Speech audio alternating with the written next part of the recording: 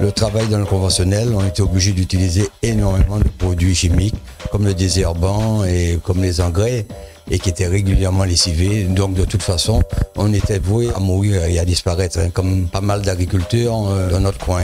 Nous avons commencé en 2004 ce challenge. En 2014, on a été certifié bio.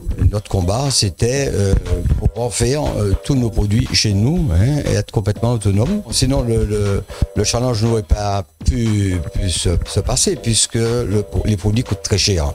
Les produits bio, les engrais bio, parce que vous avez aussi des insecticides bio, des nématicides bio. Tout ce genre entre parenthèses, de petites conneries qui est bon, c'est pas chimique, mais on tue quand même, on continue à tuer. Nous avons eu la chance de travailler avec un Cubain pendant 8 ans, qui nous a transmis un peu toutes les connaissances qu'il avait. C'était un docteur. Et il nous a appris à récupérer dans la forêt tous ces micro-organismes et cette chaîne alimentaire pour réensemencer nos sols. Et là, aujourd'hui, on a un sol qui est complètement refait, qui est complètement naturel. Ça a été difficile puisque nous avons une profession qui déjà, elle, diminue énormément de pesticides, mais qui est quand même toujours dans le conventionnel. On n'a pas beaucoup de chercheurs bio en Martinique. On n'a pas beaucoup d'entreprises qui peuvent nous aider dans ce domaine, donc c'est à nous à faire nos propres recherches. Ça fait déjà quand même pas mal d'années, puisque 2004 à 2020, ça vous fait 16 ans,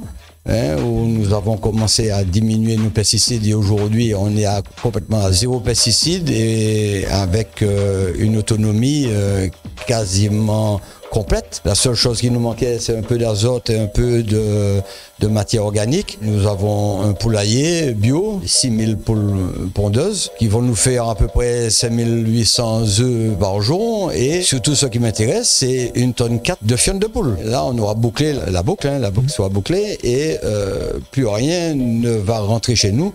Par contre, tout va sortir. Là, on peut arriver, on est en train de s'organiser avec d'autres agriculteurs, voisins et pas mal d'agriculteurs biologiques pour essayer de répandre un peu ce système où on est complètement autonome. Je reviens à le dire, on n'a plus rien à acheter et tout est produit chez nous. Le concret, c'est qu'on n'utilise plus les très gros tracteurs pour labourer le sol puisque c'est terminé. Le sol n'est plus touché, il est plus gratté, il est plus labouré puisque quand vous savez que vous avez les 3 à 4 premiers centimètres, toute la vie est dans les 3 à 4 premiers centimètres. Tous les champignons qui travaillent avec nous, vous n'avez jamais vu un champignon qui vit sous la terre, ça a besoin d'oxygène.